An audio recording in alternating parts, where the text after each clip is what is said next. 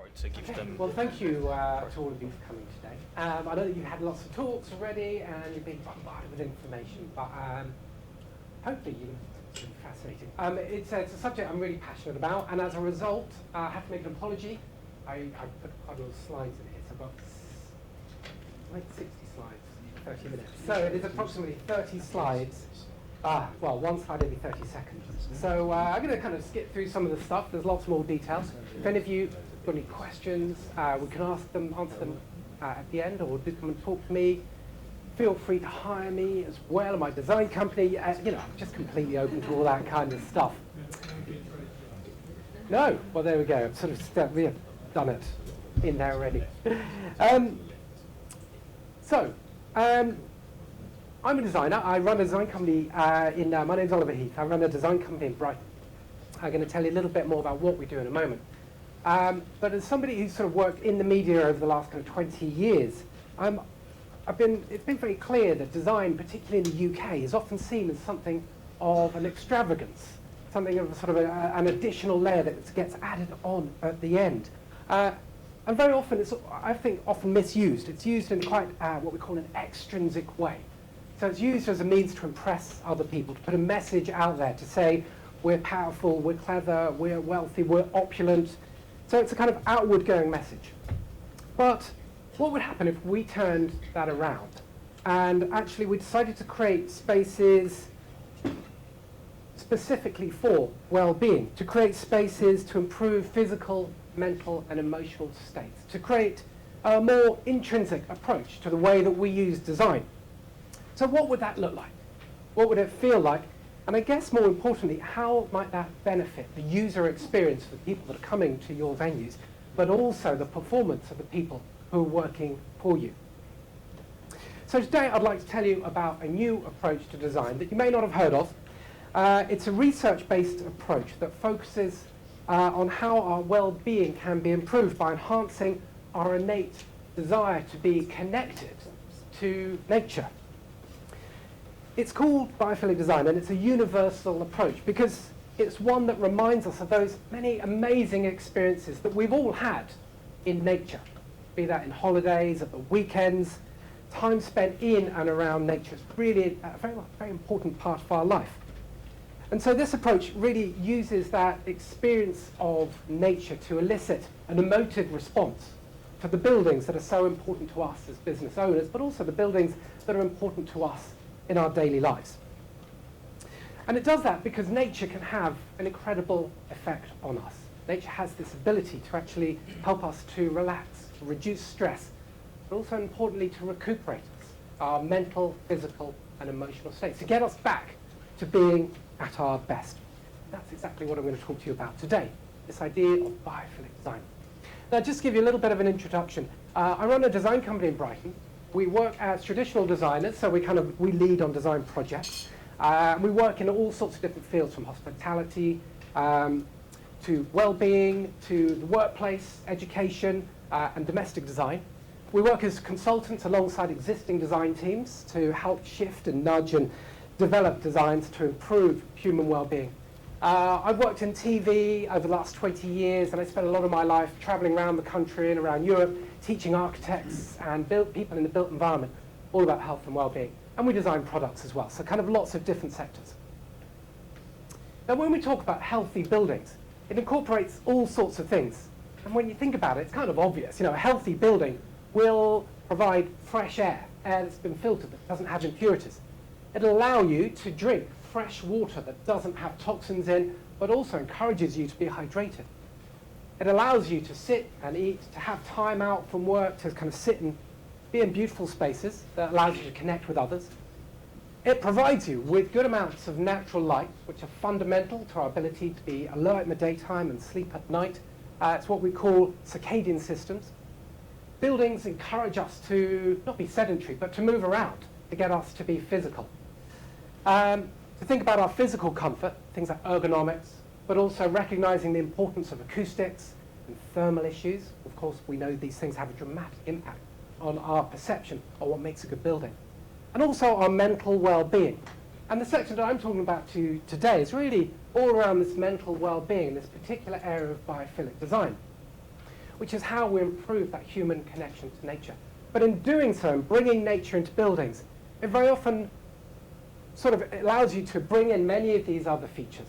But for me, what's important about biophilia is it's the visual aesthetic of how we create and express to others that this is a healthy building to spend your time and your life in. So why are we talking about well-being in the built environment? These three areas are particularly important.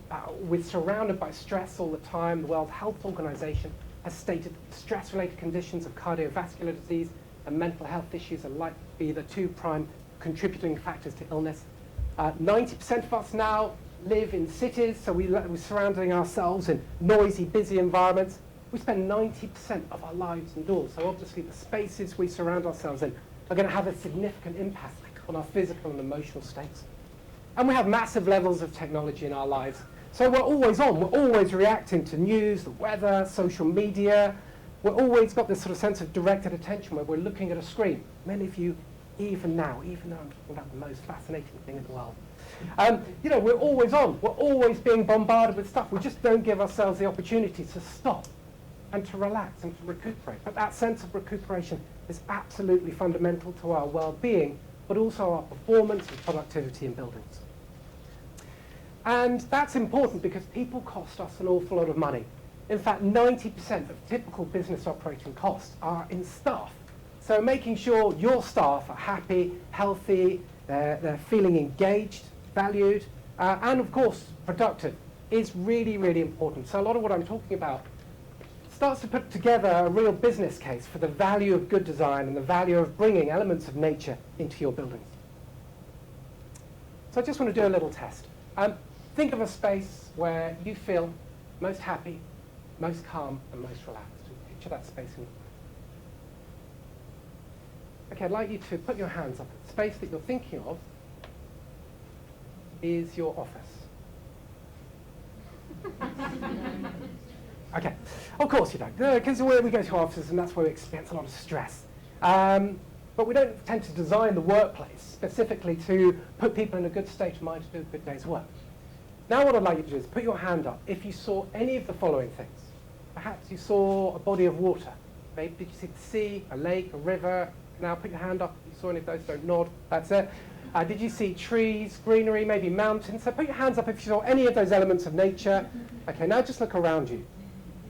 Okay, look around you at the hands going up, but look around you at the elements of nature in this space itself. You know, this is critical. We live in buildings that tend to exclude nature around us, but when asked to think of a space that makes us feel great, that puts us in a really good state of mind to work, to be productive, to communicate, to share ideas, it's spaces surrounded by nature. So why is this? Well, I believe the answer lies in biophilia. Biophilia quite literally means a love of nature. It's a term that was popularized in the 1980s.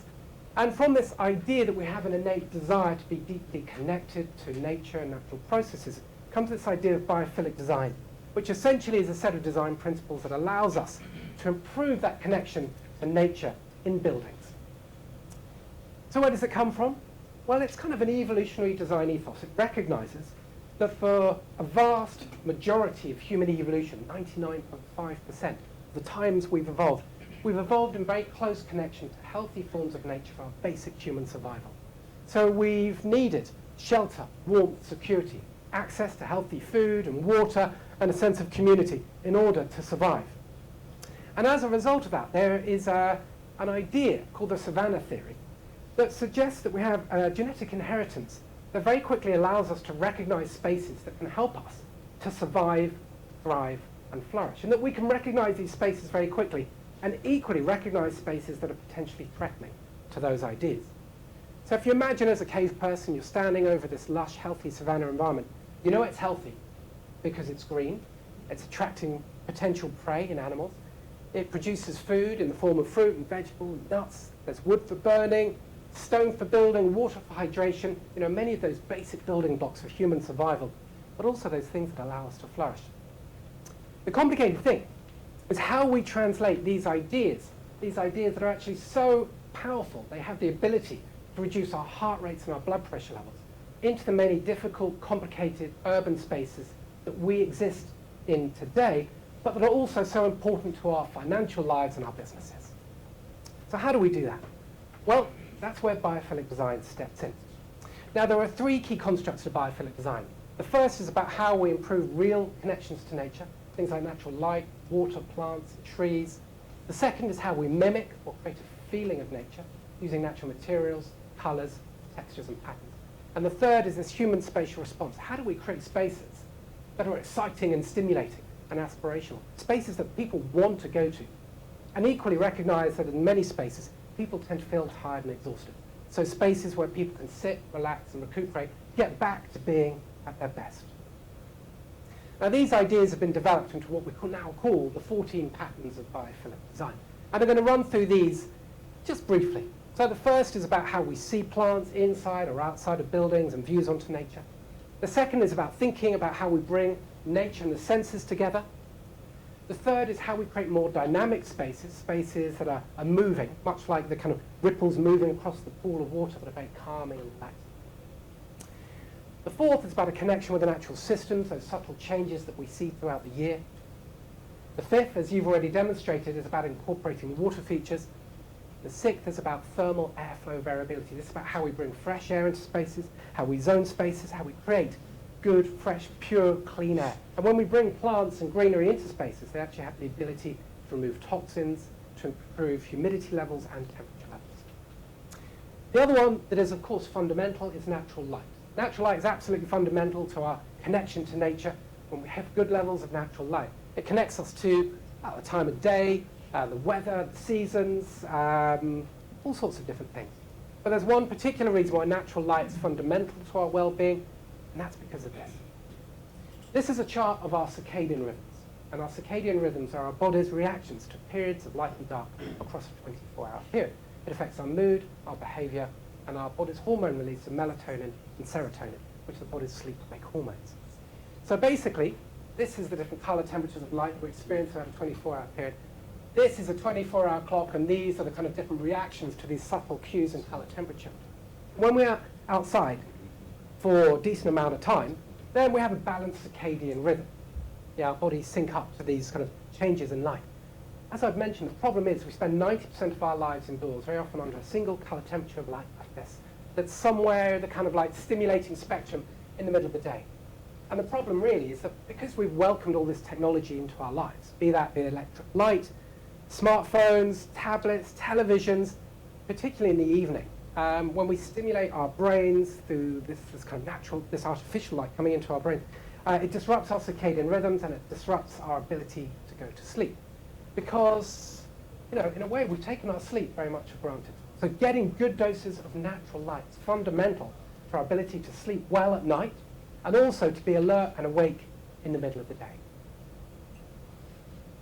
Moving on, what the research shows us is that even when we simulate natural environments, it can facilitate stress relief. So the choices we make as designers and owners of businesses of the materials, the surfaces that we put into buildings can actually have a positive effect on people. So our choices don't necessarily need to be limited to having buildings in natural environments. It's how we bring that sense of nature or mimic or evoke a feeling of nature into buildings. And we can do that in three ways. Biomorphic shapes, which are shapes that remind us of trees or plants or fish or elements of nature. The use of natural materials and textures, but also what we call complexity and order. So that's the sort of visual richness of spaces. And the last four is that human spatial response. The first is that sense of prospect, being able to walk into a space and be able to orientate yourself to see potential targets and potential threats. And number 12 is what we call retreat. And what we are finding is that so many buildings forget how important it is to give people somewhere just to sit, to relax, to recuperate, maybe just to go through their messages, check the weather, social media. Just give people the opportunity to get back to being at their best, somewhere with views onto nature, bathed in natural light, surrounded by natural materials and textures. So biophilic design is not necessarily about spending loads and loads of money on a massive green wall, having thousands of plants in spaces. That's part of it. But there are lots of strategies by which we can bring very cheap and affordable ways of nature into buildings. It might be about making the most of natural light, bringing elements that remind us of nature, like water walls and potted plants in, colors and textures that remind us of nature. Or this is actually Amazon's spheres in Seattle, a vast building built around that idea of biophilic design and connecting people and exciting them with that connection to nature. And there are lots of things we can do in different building types. Of course, we're always faced with different problems. There are lots and lots of things we can do at a very low-cost level, things you can do to existing spaces. We've also strategized it to think about how do you bring biophilic design in when you've got a new space but a limited budget. And of course, there are lots and lots of ways of bringing biophilic design in at a higher cost level. So to help you, what we've done is we've created this guide. You can download it for free on our website, which is oliverheath.com. And what we've done is we've taken the 14 patterns of biophilic design, as I've mentioned. And what we've done is we've separated them into no budget to low budget, medium to high budget. So it's a kind of series of different design strategies that allow you to think more creatively about how you bring nature into buildings and the business case and the benefits for introducing it. So you can download it at oliverheath.com on the resources section free. Now, as I mentioned, what's exciting about biophilic design is that it's an evidence-based approach. So it uses research built up over the last 20 to 30 years that demonstrates the enormous value that it can bring to different building typologies. Now, you may think that actually we're kind of veering off the subject of spas and wellness, but actually what we are seeing is lots of building typologies kind of merging and kind of borrowing from one another. And I think you'll see that actually lots of the ideas here are relevant to you. So in education settings, increasing the amount of natural light for students has the ability to increase the speed of learning by between 20 and 25%, improve attendance rates, and improve test scores. And in this one particular study, what they found was that students who study in rooms with timber classrooms actually have a reduced heart rate of 8,600 beats per day. And these are studies that are repeated in numerous countries around the world, particularly forest countries like Japan, Australia, and Scandinavia. They find these studies again and again. The use of timber in buildings has the ability to actually calm people down, to relax them, and allow them as a result to reduce stress and to focus on the task at hand. In healthcare environments, one particular study found that when patients have views onto trees, it had the ability to help them recuperate after surgery by nearly 10%. And actually, just recuperating in natural light had the ability to reduce pain and reduce pain care medications by 22%. And increasingly what we're seeing around the world is this idea, Shinrin-yoku, which translates as forest bathing, an idea that was first developed in the super stressed out nation of Japan as a means to help people recuperate from burnout. Now what we're seeing in Scotland in the National Health Service is time spent in nature being used as a means to help people recuperate and reduce stress and anxiety. So even 30 minutes spent in nature has the ability to lower blood pressure and cortisol, which is a stress hormone. Now, in retail environments, what the research demonstrates is that when there are elements of nature in retail environments, it has the ability to increase customer dwell times, increase the perception of the value of goods, and increase the rates of return. So, three really important things in the world of retail. And in the workplace, of course, something that probably affects you all, as I've mentioned, 90% of your costs are probably in your staff. What the research shows is that biophilic design and elements of nature have the ability to reduce stress, to improve recuperation levels, and as a result, to reduce costs, things like absenteeism and staff turnover, and to improve outcomes, things like productivity, creativity, and engagement. And there are lots and lots of studies that demonstrate this over the years, numerous studies that show this kind of reduction of cost and improved outcomes. In the world of hospitality, of course, we already know that having elements of nature is good for business, because we know we're going to want to book the room with the best possible view over the worst more quickly, and we're likely to pay a premium for it. And this is exactly what the research shows. Hotel guests want to reserve rooms with garden views more quickly and prepared to pay 23% more. Separate studies have revealed that actually hotel guests spend 36% more time in biophilic hotel lobbies. So when they spend more time, they're more likely to spend money, drinks and food and other amenities without necessarily spending the night. This is a biophilic hotel room that we designed, thinking much more about health and well-being than how we might impress people with a sort of boutique hotel feel. So this room is really built and designed around that idea of how we improve that connection to nature. So there's things like window seats that allow you to look out onto the view, improve your exposure to natural light. We've got lots of natural timber to reduce heart rates, natural colours that are very warming and welcoming. When we look the other way, we see this lovely green wall, the introduction of water features very much within the room. And there was a real desire to add textual contrast to this room. That idea that when we become habituated to particular spaces, we tend to switch off. So by constantly allowing people to switch between soft carpet and the cool, hard floor, between rough surfaces and smooth surfaces, between warm and soft, cold, it kind of allows people to readjust, to have that mindful moment, to keep them in the present and forget them being anxious about the day that's just gone by or the day that's about to go ahead. Now this is one last quick case study.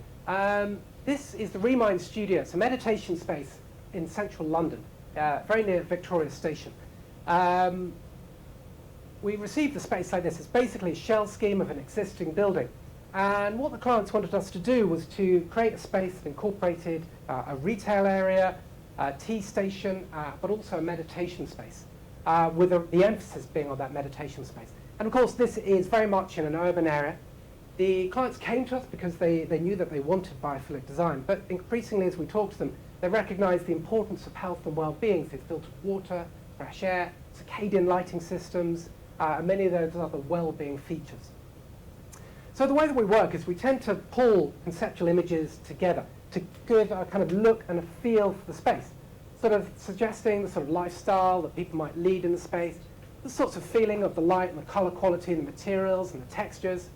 You'll see some of the common areas, looking at the materiality, the patterns and the textures and the richness to create kind of a feel for the space. And there we see again, that's the actual studio area where people would take the meditation classes. Then we'll go through a design process with the clients and we'll start to create three-dimensional images. This is the meditation space. And this is the retail space at the front of the store. So people walk into the meditation kind of shop. This is the retail area. We've got the tea station area there. And then they go up into the meditation space on the top left there. And of course, we do all the drawings, the technical stuff, do the lighting plans, layouts. Lots and lots of technical details need to be worked out to create the sense of calm and richness, to think about materiality, the introduction of warm, underheated floors, ventilation systems.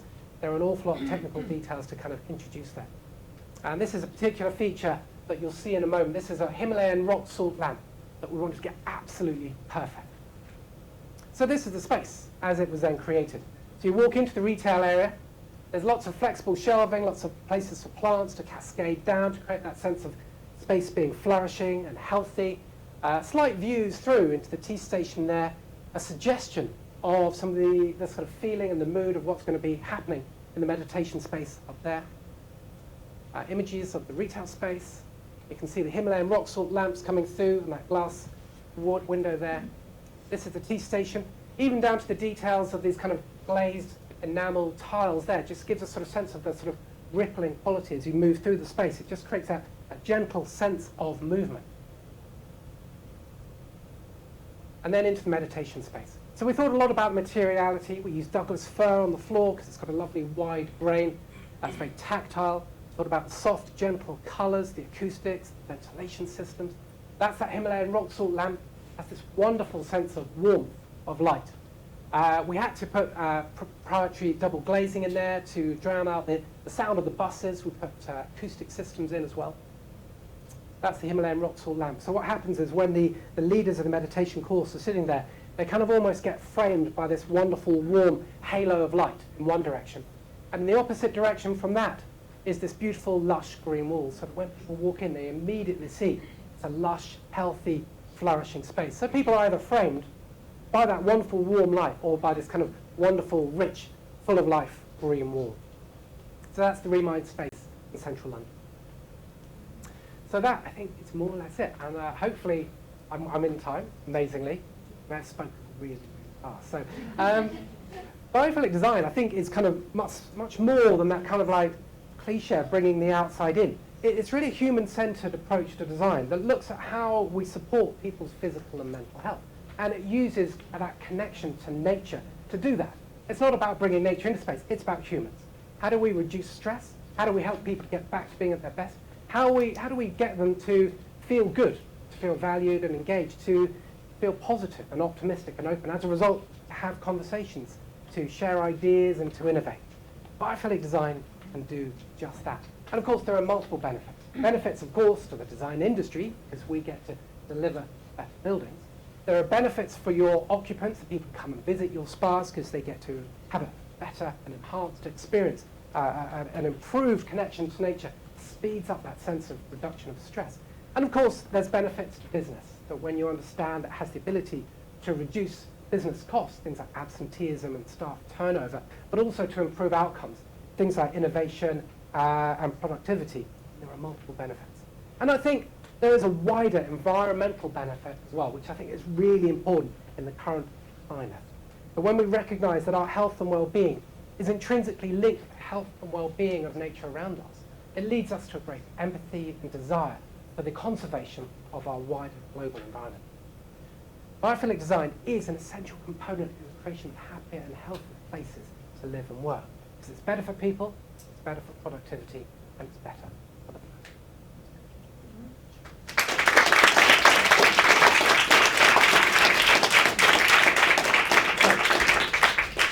Me hitting that half-hour mark was looking extremely unlikely about 15 minutes ago, but I've done it. So we do actually have time for some questions. And I've got this thing that I'm supposed to throw. You? No, not that bit. I'm supposed to throw this to you. Yeah, we'll give it. Give it, not throw. Okay. Mate. Yeah, we don't want to injure anyone, and that's sort of health and well-being talk to it. Anybody got any questions? Oh, very completely nailed Biophilic. No. Okay. Good. There you go. Thank you. Yeah. I'd be really interested to know, of all the things that you do, which do you think has the greatest impact on people's well-being, of all the different designs and the different elements that you've talked about? The things that I think are most important really are access to natural light, improved acoustics, air quality, water quality, and I think plants obviously have a really important vision effect. The problem is that in so many of the spaces that we inherit or we use, we just don't have that opportunity. So many spaces don't have windows, natural light, so the reality is that we've got to work out ways of bringing that perceived sense of nature into spaces and working out how to utilize the benefit that we've experienced in nature and to elicit that, to create that sort of emotive sense of this is a lovely, calm, recuperative space. So, and that's where I think good design and biophilic design comes in and helping us to deliver that. And there are ways, of course, that we can introduce things like natural light with what we call circadian lighting systems, which are color-changing lights that mimic the color temperature of light outside. So we can actually mimic some of that and actually use lights to improve plant growth as well, even in the darkest of spaces. It's a nice. I'm doing a session next on employee engagement, so it's a nice little link there. Right, good. Any other questions? One here, and then we'll come down there. Yeah. Okay. Hi, I think we've got some questions about lighting. Yep. My question is that does fire count as natural light? What was your question about that? What your opinion of LED is? Okay, so about lighting, basically. So I mentioned that light's really important to us. LEDs are kind of amazing that they've got this ability to color change, and we can affect mood and atmosphere. In the Remind space, we actually put this kind of, quite see it, there's basically a big circular lighting feature here with color changing light. They're good in some respects, in that they can color change, they're very flexible and low energy, don't heat up too much, so lots of benefits, but you've got to kind of conceal them. If you see them, they're very bright and a bit jarring. But getting the color changing stuff can be really powerful and valuable. And then fire. I think fire is really an interesting one because it really strikes back to a lot of those evolutionary benefits of light. When we sit around a fire, we see that kind of gentle, non-rhythmic sensory stimuli movement, that gentle movement of the flickering of the flames that makes us feel safe and secure, where it's warm, it's very kind of multi-sensory. We hear it, feel it, we maybe eat food on it. So introducing fire is kind of like one of those really powerful, primeval things that we can do if we've got outside space, which of course you have. These guys are from Beachbox down in Brighton. They have a beautiful spa right on the beach, so it's kind of very incredible space. But introducing fire, I think, is really powerful because it's so primeval. It just kind of goes right into the core in a way that the electric light doesn't. Question down the back. Just take this down. I have to do this because they're filming, and if you don't speak into that, then they won't hear your question on the camera over there. Yeah. So my question was, have you worked on any hotel projects, you personally, in terms of your design? Yes, we've just been working on one. I sort of cut it out with the fear to overrunning a little bit. We've just been working on a project at the Lehman Lock Hotel in London, alongside a group called the Joy of Plants, where we looked at creating a productivity suite by introducing lots and lots of plants. About 200 plants into a room, actually. It was a little bit overwhelming, but it's kind of amazing. The reaction that people have. And they walk in and they see this kind of like almost sort of forest of plants in a room. It's so unexpected, but it just brings a sort of wonderful smile to people's faces. And we were really looking at how we can use plants to enhance things like sleep or well-being. Many plants can actually put you in a better state. Things like lavender, mother-in-law's tongue can remove CO2 and produce oxygen, but also look at the removal of toxins from spaces, the possibility of scenting, the introduction of moisture to spaces. There are lots of benefits to it. The other one was that hotel suite that I showed you before, how we introduced biophilic design, not necessarily relying on plants, but looking at some of those other opportunities. Views out onto nature, enhancing natural light, natural materials, colours, textual contrasts. All of these things have the opportunity to keep us in the moment and to recuperate us, to reset our circadian rhythms, to get us back to being at our best after arriving at a hotel room, disorientated, tired, and recognising that many people need to get up and be at their best the next day. So I think hospitality is such an important opportunity to introduce biophilic design and well-being, but not really being recognised or explored in the way it should be at the moment. You have to speak into the big orange box. Thank you. I just wanted to ask if you'd had any work that you've done with palliative care areas, because I was really struck by the Steve Jobs book when, he was coming to the end of his life. It was full of, clinical, technical. He'd done all that work with technology, but it was almost like a very technical kind of environment in which, and, end of life, being able to be, just looking at that wall there and just thinking what that would be like in a hospice if sometimes you could just be able to be near it, because that's a really, how to sort of die with some quality in how we live with quality. And I just wondered, we don't even have flowers in hospitals anymore because that can't be. So just wondered if you've done anything on that. Well, we haven't personally, but there is research about benefits of biophilic design in healthcare. I think a lot of modern life is quite difficult to get your head around, even for the likes of Steve Jobs.